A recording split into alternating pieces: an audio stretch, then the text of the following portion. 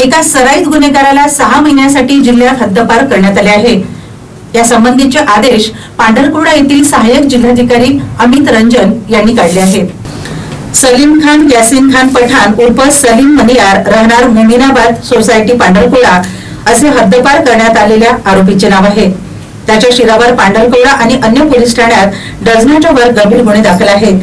त्यामध्ये शरीर दुखापत करणे, धमकावणे आणि संपत्ती विषयक गुन्ह्याचा समावेश आहे। त्याच्या वर्तनात सुधारणा व्हावी म्हणून स्थानिक पोलिसांनी अनेकदा त्याच्यावर प्रतिबंधात्मक कारवाई केली, मात्र सुधारणा होण्याऐवजी त्याचा उपद्रव वाढत गेला। अखेर पोलिसांनी त्याच्या हद्दपारीचा प्रस्ताव तयार केला। तसेच तो उपविभागीय दंडाधिकारी अमित रंजन यांच्याकडे कारवाईसाठी सादर केला।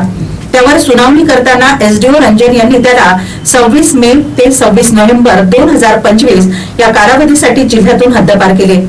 या कालावधीत त्याला जिल्ह्यात प्रवेश करण्यासाठी मनाई करण्यात आलेली आहे। त्याने या आदेशाचा भंग केल्यास त्याच्या विरुद्ध पुन्हा कठोर कारवाई केली जाईल असेही आदेशात स्पष्ट करण्यात आलेले आहे।